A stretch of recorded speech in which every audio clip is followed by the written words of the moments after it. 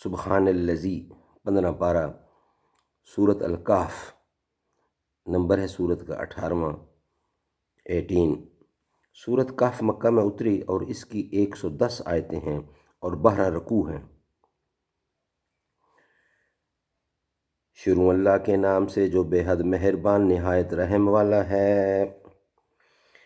یعنی اعلیٰ سے اعلیٰ تعریف اور شکر کا مستحق وہی خدا ہو سکتا ہے جس نے اپنے مخصوص و مقرب ترین بندے محمد رسول اللہ صلی اللہ علیہ وسلم پر سب سے اعلیٰ و اکمل کتاب اتاری اور اس طرح زمین والوں کو سب سے بڑی نعمت سے مشرف و ممتاز فرمایا۔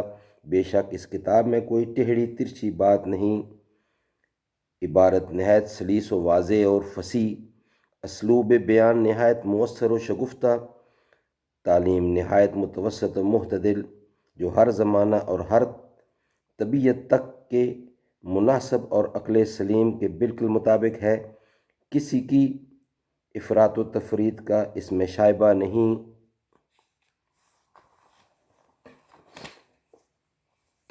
نمبر 2، آیت نمبر 2، یعنی تکذیب کرنے والوں پر جو سخت آفت دنیا یا آخرت میں خداوند قہار کی طرف سے آنے والی ہے، اس سے یہ کتاب آگاہ کرتی ہے۔ تنبیہ قیماً کو بحث نے بمعنی مستقیم لے کر محض مضمون سابق کی تاکید قرار دی، یعنی کتنا ہی غور کرو ایک بال برابر کجی نہیں پاؤ گے، مگر فراء نے اس لفظ کے معنی کیے ہیں کہ یمن علی سائر الکتاب سماویہ، یعنی تمام کتاب سماویہ کی صحت و تصدیق پر مہر کرنے والی اور اس کی اصولی تعلیمات کو دنیا میں قائم رکھنے والی۔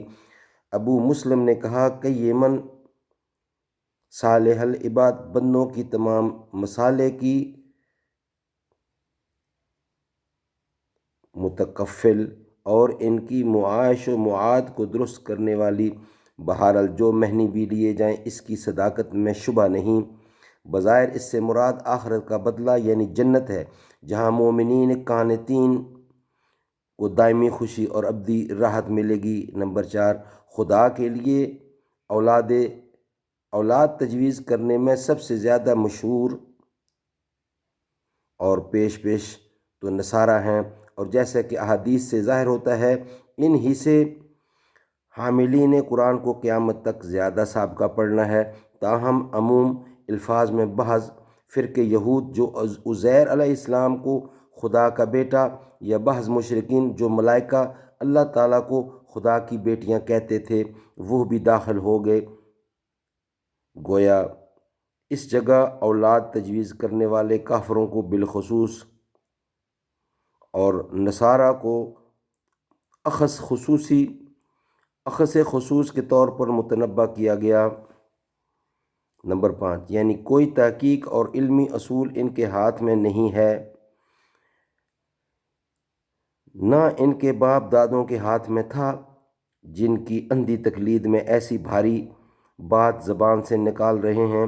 گویا خداوند تعالیٰ کی شان قدوسیت و سبوحیت کی ان لوگوں کو کچھ خبر نہیں، جو اس کی جناب میں ایسی گستاخیاں کرتے ہوئے ذرا نہیں شرماتے۔ دلائل و براہین کی جگہ ان کے ذخیرہ میں یہی باقی رہ گیا ہے کہ زبان سے ایک جھوٹی اور بددہی بطلان بات کہتے چلے جائیں، اور جب ثبوت تم مانگو تو کہہ دیں کہ یہ مذہب کا ایک راز ہے جس کے اوراق تک عقل انسانی کی رسائی نہیں۔ نمبر 6، یعنی اگر یہ کافر قرآن کی باتوں کو نہ مانے تو آپ ان کے غم میں اپنے کو بالکل کھلائیے نہیں۔ آپ تبلیغ و دعوت کا فرض ادا کر چلے اور کر رہے ہیں، کوئی نہ مانے تو آپ کو اس قدر دل میں گھٹنے اور غمگین ہونے کی ضرورت نہیں، نہ پچھتانا مناسب ہے کہ ہم نے ایسی کوشش کیوں کی جو کامیاب نہ ہو سکی۔ آپ تو بہرحال کامیاب ہیں۔ دعوت و تبلیغ اور شفقت و ہمدردی خلائق کے جو کام کرتے ہیں وہ آپ کے رفع مراتب اور ترقی مدارج کا ذریعہ ہیں۔ اشقیاء اگر قبول نہ کریں تو ان ہی کا نقصان ہے۔ نمبر 7، یعنی اس کی رونق پر دوڑتا ہے یا اسے چھوڑ کر آخرت کو پکڑتا ہے۔ بعض روایات میں ہے کہ ابن عمر نے سوال کیا کہ یا رسول اللہ، احسن عملاً کون لوگ ہیں؟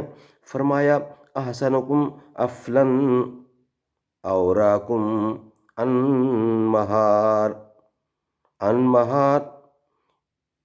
من اللہ و اسرعکم فی طاعت سبحانہ، جس کی سمجھ اچھی ہو حرام سے زیادہ پرہیز کرے اور خدا تعالیٰ کی فرما برداری کی طرف زیادہ جھپٹے۔ نمبر 8، یعنی ایک روز سب گھاس پھوس درخت وغیرہ چھانٹ کر زمین کی چٹیل میدان بنا دیا جائے گا۔ جو لوگ اس کے بنو سنگھار پر ریچھ رہے ہیں وہ خود سمجھ لیں کہ یہ رزق برق کوئی باقی رہنے والی چیز نہیں۔ دنیا کے زمینی سامان خواہ کتنے ہی جمع کر لو اور مادی ترقیات سے ساری زمین کو لالا و گلزار بنا دو، جب تک آسمانی ہدایات اور روحانی دولت سے تہ دست رہو گے، حقیقی سر و طمانینت اور ابدی نجات و فلاح سے ہم آغوش نہیں ہو سکتے۔ آخری اور دائمی کامیابی صرف انہی کے لیے ہے جو مولائے حقیقی کی خوشنودی پر دنیا کی ہر ایک زائل و فانی خوشی کو قربان کر سکتے ہیں اور راہ حق کی جادہ پیمائی میں کسی صعوبت سے نہیں گھبراتے، تکلیف سے نہیں گھبراتے، نہ دنیا کے بڑے بڑے طاقتور جہازوں کی تخفیف و ترہیب سے ان کا قدم ڈگمگاتا ہے۔ اسی سلسلہ میں آگے اصحاب کہف کا قصہ بیان فرمایا اور نبی کریم صلی اللہ علیہ وسلم کی تسلی بھی کر دی کہ آپ ان بختوں کے غم میں اپنے کو نہ گھلائیے جس دنیا کی زندگی اور عیش و بہار پر مغرور ہو کر یہ حق کو ٹھکراتے ہیں، وہ سب کاٹ چھانٹ کر برابر کر دی جائے گی اور آخرکار سب کو خدا ہی کی طرف لوٹ کر جانا ہے۔ اس وقت سارے جھگڑے چکا دیے جائیں گے، یعنی حق تعالی شانہ کی قدرت عظیمیہ کے لحاظ سے اصحاب کہف کا قصہ جو آگے مذکور ہے کوئی اچھمبا نہیں ہے جسے حد سے زیادہ عجیب سمجھا جائے۔ زمین، آسمان، چاند، سورج وغیرہ کا پیدا کرنا، ان کا محکم نظام قائم رکھنا، انسان ضعیف البنیاں کو سب پر فضیلت دینا اور انسانوں میں انبیاء کا بھیجنا، ان کی قلیل و بے سر و سامان جماعتوں کو بڑے بڑے متکبرین کے مقابلے میں کامیاب بنانا، خاتم الانبیاء اور رفیق غار حضرت ابو بکر صدیق کو دشمنوں کے نرغہ سے نکال کر غار ثور میں 3 روز ٹھہرانا، کفار